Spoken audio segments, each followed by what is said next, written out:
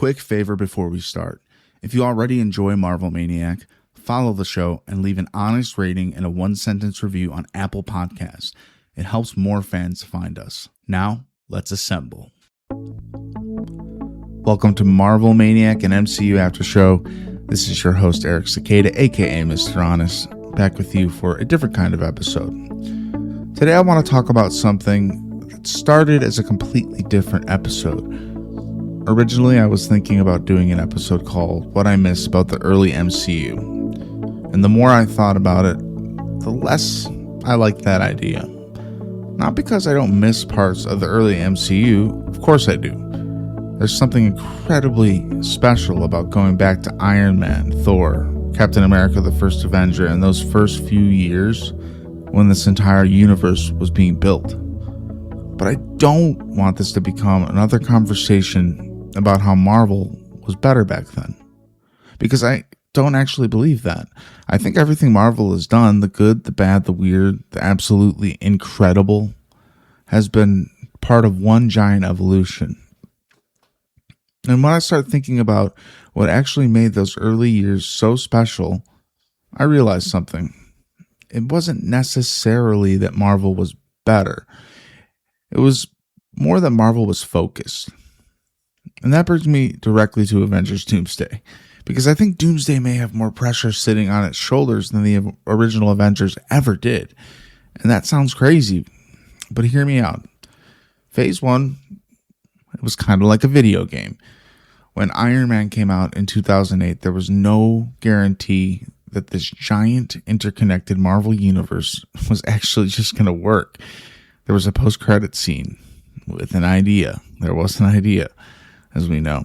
We know what happened now, so it's easy to look backwards and see Iron Man as the obvious beginning of something massive.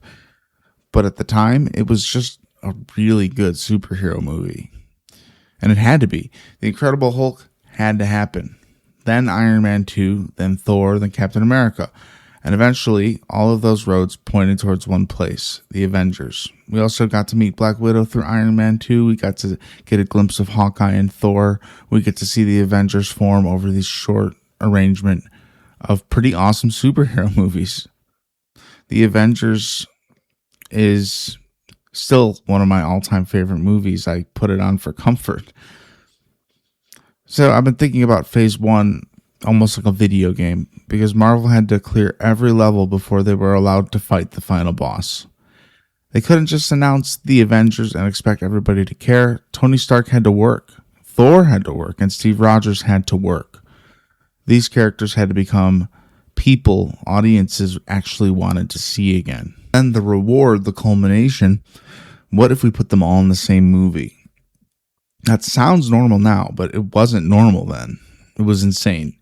You had characters from completely separate movies standing in the same room, arguing with each other, fighting each other, and eventually working together. And the thing that made Avengers feel enormous wasn't necessarily the number of heroes involved.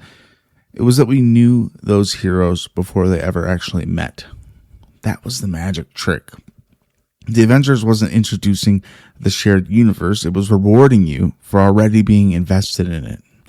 These smaller cards at play, like the Tesseract and Captain America, Thor being worthy, setting up with Loki, the main conflict in Thor itself. And it was harder than it sounds, but it just worked so well, bringing those pieces together. It was satisfying. Because we all knew about the Tesseract. We all knew about Tony Stark's ego. We knew who he was. How is he going to be on a team with all these other main character energy people? And I think that's one of the most important distinctions between where Marvel was then and where Marvel is right now. The Avengers was a major event. After Captain America, I think everyone was ready. And there was a hint towards it in the post-credit scene of Captain America, the First Avenger. When that came out, it was pretty much a trailer for the Avengers. And it was almost just this epic thing on the horizon that everyone was on board for, because let's just see if they can make this thing work. This culmination of different franchises coming into one franchise. And that moment, the iconic moment, circling the team, the Battle of New York, the aliens screaming or roaring on the buildings, and then the Hulk roaring out back at them, and Iron Man landing, and then their perfect Avengers formation. Amazing cinema, right? Absolute cinema. It was amazing. And I couldn't believe what I was seeing. I mentioned this shot before. It's like that shot where we see Hawkeye on the roof taking out guys, and Iron Man flies past him. We see Iron Man take out a couple guys, land on the ground. There's Steve Rogers. He uses Steve's shield as a reflector, shoots a beam off of it, hits another guy, shows more Avengers in that same shot, picking up from that moment. That was the Avengers. That was the action, the actual action that made it feel like a payoff. And obviously, Marvel didn't stop there. The Avengers worked.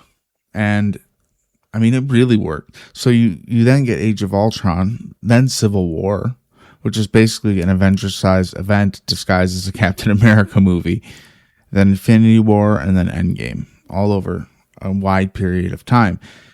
And every time Marvel returned to that crossover formula, the universe got bigger. But the principle stayed basically the same. You cared about the crossover because you cared about the individual pieces. When Thor meets the Guardians in Infinity War, it's exciting because you already know Thor and you already know the Guardians from 2 movies. When Peter Parker meets Doctor Strange, you understand both personalities before they ever start annoying each other on that ship on their way to Titan in Avengers Infinity War.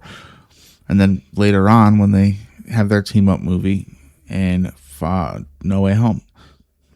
And when those portals open at the end of Endgame, Marvel doesn't have to explain why any of those people matter, why this moment matters, why it's sending chills down my spine. You spent years learning why they matter. And that's why that moment works. The audience did the homework naturally just by watching the movies.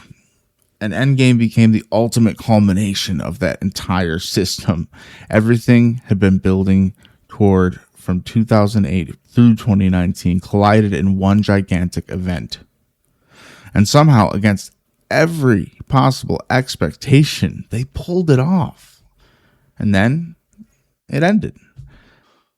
And Marvel had an incredibly difficult question to answer. What do you do after Endgame? Logically, I think it was smart for them to take a year off. However, the quarantine and the pandemic definitely had a part in that. I think things would have happened a little bit quicker if that didn't happen. This is where I think the conversation gets more interesting than simply saying Marvel should have made another Avengers movie sooner. I've said that a million times because I do believe that. But I think the deeper problem is something slightly different. The Multiverse Saga doesn't have too little buildup. It has an enormous amount of buildup. We've met Shang-Chi, we've met Kate Bishop, Miss Marvel, She-Hulk, Moon Knight, the Eternals, Yelena as an increasingly important character growing throughout this whole saga. One of my favorite stories of this saga. Sam Wilson has become Captain America.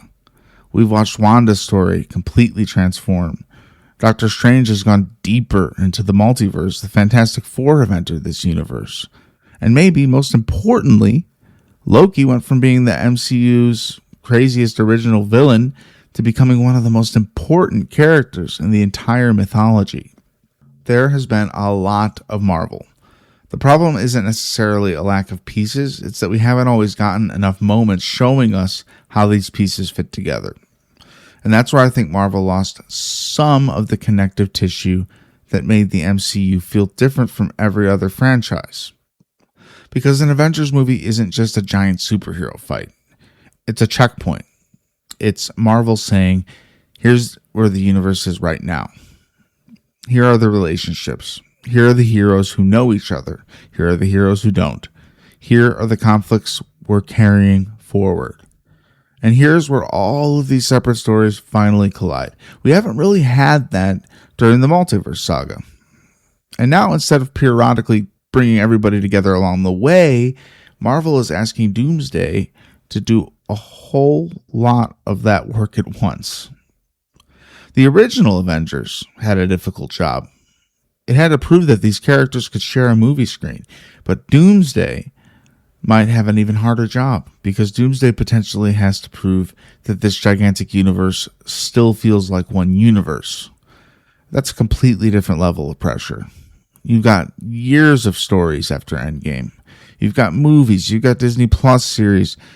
You've got the multiverse mythology. You've got legacy characters. We had the Kang shift, right? You've gotten newer heroes. You've gotten the Fantastic Four. You've got whatever's happening with the Avengers themselves, or the lack thereof Avengers. What's going on with the Avengers after 7 years? You've got Doctor Doom. You've got the road to Secret Wars. And you also have the remains of a saga that originally appeared to be building around Kang before Marvel dramatically changed its direction. That is a lot. And I want to make something very, very clear here. I am rooting for Doomsday hard. I'm probably going to be one of the people defending the movie unless Marvel somehow produces like a secret invasion level catastrophe where I'm sitting in the theater wondering what the hell happened. And I don't expect that. I'm excited. I think that's actually why I'm thinking about the pressure, because I don't just want Doomsday to be a good Avengers movie. I think Marvel needs Doomsday to make the last several years feel more connected in retrospect. And it can do that if it's done right. And the Russo brothers are the guys to do it. It's an enormous, but it's really an enormous responsibility to put on one movie. The Avengers had to bring a handful of heroes together, and Doomsday may have to bring an entire era together. That is a much heavier assignment. We've got trailers for Doomsday now.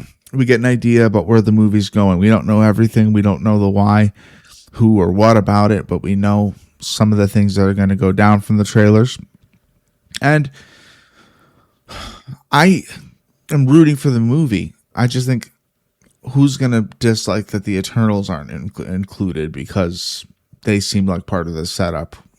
Is there going to be a follow-up to this or that? Because they can't follow up every single story thread like Ironheart or even Daredevil. Like, there needs to be definitive walls put between certain franchises to keep them their own franchise, and it needs to make sense for some of these heroes not to be in this movie exactly. Forget about Secret Wars for a second, just thinking about Doomsday, like Moon Knight. Is there a possibility Moon Knight shows up in Avengers Doomsday? I don't think so. And if he did, it'd be a great surprise. But that's the thing, if I'm rooting for something, it doesn't mean that I'm pretending like the pressure isn't there. And this brings me to another argument I've heard lately. Maybe Marvel needs fewer team-ups. And I understand, what people mean when they say that. You don't want every movie filled with 10 cameos. You don't want characters showing up just because Marvel wants the audience to point at that screen. A crossover without a reason isn't automatically exciting. But I don't think team-ups themselves are the problem. I think the meaningful team-ups are one of the things that make the MCU so special. Because otherwise, what is the shared universe?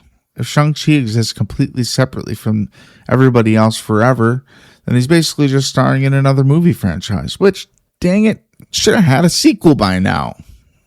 I'll say it again.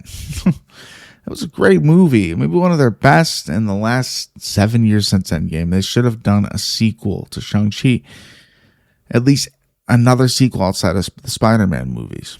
If Moon Knight never interacts with anybody outside of his own corner, that's just another isolated franchise.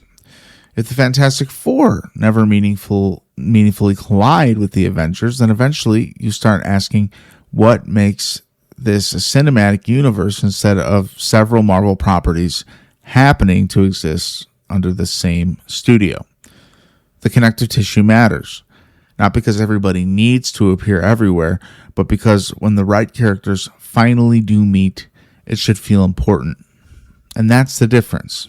I don't want more cameos. I want more consequences from these characters sharing a universe. And I think there are two completely different things. That's what Phase 1 understood so well. The connections were small. Nick Fury appears. Coulson appears. Tony Stark shows up at the end of The Incredible Hulk. Mjolnir sitting in the desert. Those aren't massive crossover events. They're promises. And eventually the Avengers cashes the check. And strangely enough, I think Marvel may eventually get another opportunity to do something like that. Because whatever happens in Secret Wars, the MCU coming out the other side is probably going to look different. The X-Men are clearly going to become a much bigger part of Marvel's future. And what I'm not so sure some people realize yet is the X-Men is slated for May of 2028. Do you know what that is? The 20-year mark of the MCU. 20 years of Marvel movies. 20 years of story. 20 years of everything we've been going to see at the theaters through these giant spectacles under the same roof. That's a huge deal. Not only the X-Men, you got possibilities like the Young Avengers, Midnight Suns, West Coast Avengers, and whatever other teams Marvel eventually decides to build, which I think will be very small. Have cosmic teams, have ground level teams. Big potato, little potato, And maybe the lesson from the Multiverse Saga isn't stop doing team ups. Maybe it's build towards smaller ones again.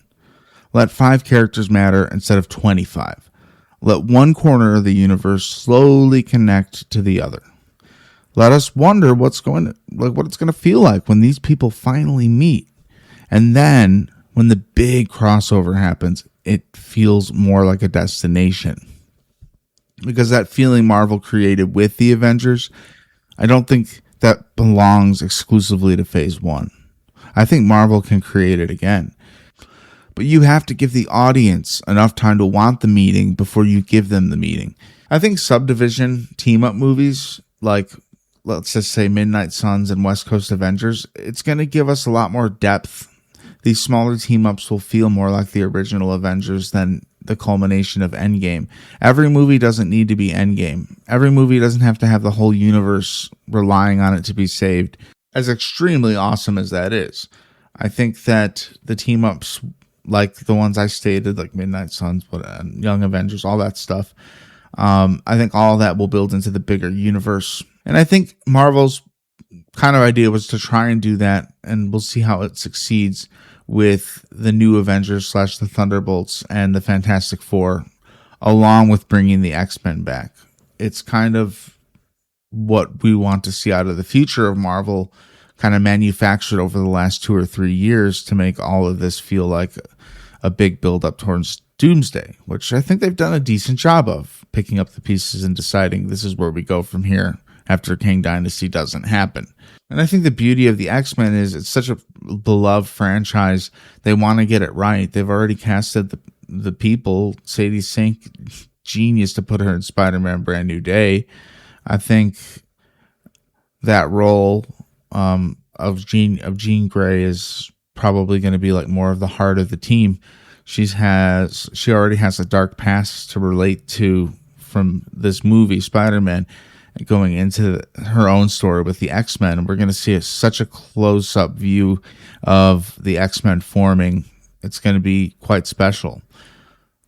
So when I look back at the early MCU, I don't necessarily wish Marvel would just recreate it. You can't recreate it. The audience knows the trick now. We'll never again live in a world where seeing Iron Man and Captain America in the same movie feels impossible. But Marvel can still recreate that feeling behind it. The anticipation, the connection, the payoff. And that's why I'm so fascinated by Avengers Doomsday.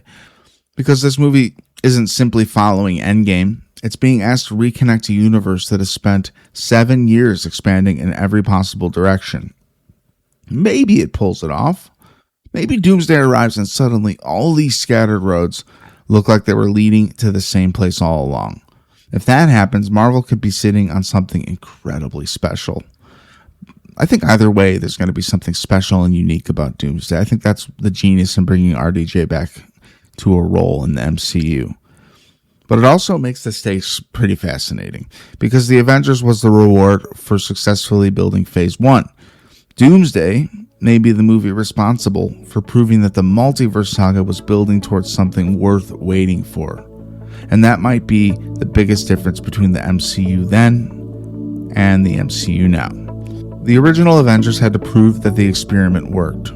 Doomsday has to remind everybody why the experiment was special in the first place. And I cannot wait to see whether they pull that off. It's a lot of pressure, but if pulled off, it could be an enormous payoff. Thank you for listening to Marvel Maniac and MCU After Show. It would be awesome if you join our Discord server. It's in the notes of this episode. Join us, theorize, discuss. I got my Harry Potter podcast section in there too. If you haven't listened, Magic Muggle, a Harry Potter after show, give it a listen. We go chapter through chapter. We're in Order of the Phoenix now, but it is also a great companion piece to the books, something I've been working on for the last year on the side. I wouldn't really call it the side anymore. I'm pretty passionate about it. But anyway, if you're excited for Avengers Doomsday, let me know what you think. marvelmaniacpod@gmail.com, or like I said, join the Discord server in the show notes. Does this movie have too much pressure riding on it? Or is Marvel exactly where it needs to be heading into its next giant crossover? If you're new to the show and enjoy it, please make sure you're following wherever you listen. Leave a rating or a review if your podcast app allows it, and check the show notes for all the other places you could find Marvel Maniac. There's also a tip jar in there if you'd like to leave a little tip if you enjoyed the episode or the episodes. Zero pressure whatsoever. Never expecting that. Does this conversation make you more or less excited for Doomsday? What are you thinking? What is on your mind? Again, reach out. I would love to hear your opinion. And thank you so much for listening. It means the world. I know you guys are out there, and I appreciate all the support for the show. And until next time, Avengers, disassemble.